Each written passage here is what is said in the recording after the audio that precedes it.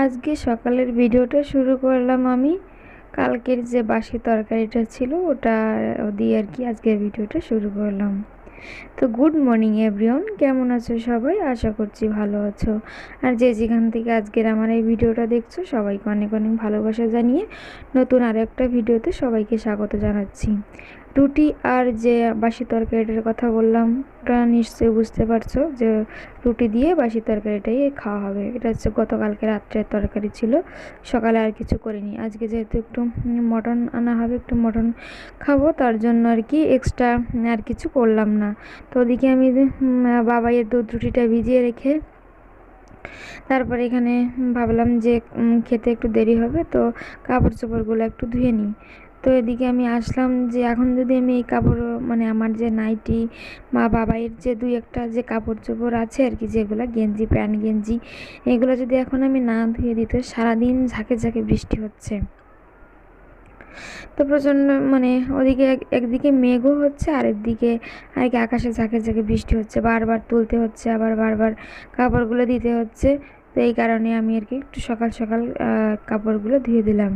তো তারপরে সেখান থেকে এসে আমি সকালের যে জলখাবারটা ওটা খেয়ে এখানে বসলাম যে আর কি মটনের জন্য যে মশলাটা করার সেটা আর কি করব। তার জন্য এখানে রসুন কেটে নিচ্ছি, রসুন তারপর হচ্ছে আলু টমেটো আদা আর কি যেগুলো লাগে সব কিছুই আমি করে নিচ্ছি। তার মাঝে একটা বড় মানে একটা দুর্ঘটনাই আর কি, হ্যাঁ দুর্ঘটনা হয়ে গেছে। যেটা হচ্ছে মানে আমি এখানে বটিটা বসিয়ে রেখে কি যেন একটা কাজ করছিলাম আর ওদিকে বাবাই এসে একটা রসুন নিয়ে বটিতে কাটতে গিয়ে ওর হাতের আঙুলটা কেটে গেছে। তো মানে বাচ্চা মানুষ বুঝতেই তো পারছো, প্রচণ্ড রক্ত বেরোচ্ছিল। তো যার জন্য আর কি খুবই খারাপ লাগছিল আমার। তো ওকে পাশে বসিয়ে রেখে তারপরে আমি এখানে আমার যে মাংসের যে যেগুলো দরকার হয় সেগুলো আমি করে নিচ্ছিলাম। তারপরে এই দেখো তোমাদের দাদাভাই আর কি মাংসটা নিয়েও আসলো। এটা আমি একটু প্রেশার কুকারে লবণ আর হলুদ দিয়ে একটু সেদ্ধ করে নেব। আর এখানে বাবার জন্য একটু আলু আর একটু মুসুর ডাল দিয়ে একটু খিচুড়ি বসিয়েছি। আর আজকে হবে বাসমতি চালের ভাত। তো ওর জন্য এক্সট্রা খিচুড়ি বসিয়েছে, যার কারণ হচ্ছে কি বাসমতি চালের ভাতটা না ও ভালো খেতে চায় না। তো তার জন্য আর কি ওর জন্য আমি আলাদা এক্সট্রা করে খিচুড়ি বসিয়েছি। আর এদিকে আমি ওদিকে মাংসটা কষাচ্ছি আর এদিকে আমি মানে ভাতটা বসাবো, যার জন্য একটু কিশমিশ দিয়ে দিলাম। ভাতের ভিতরে একটু কিশমিশ দিলে হয় কি মানে কিশমিশটা যখন একটু মুখে পড়ে তখন একটু বেশ মিষ্টি মিষ্টি লাগে, খেতেও খুব স্বাদ লাগে। তো যাই হোক, দেখো ফাইনালি আমার রান্নাটা কমপ্লিট হয়ে গেছে। লাল লাল ঝাল ঝাল আর কি মটনের ঝোল বা মটন রান্না যাই বলো, মটন কষা যাই বলো। তো এখানে আমি তোমাদের দাদাভাইকে খেতে দিলাম আর ও বললো যে না খেতে খুবই টেস্টি হয়েছে।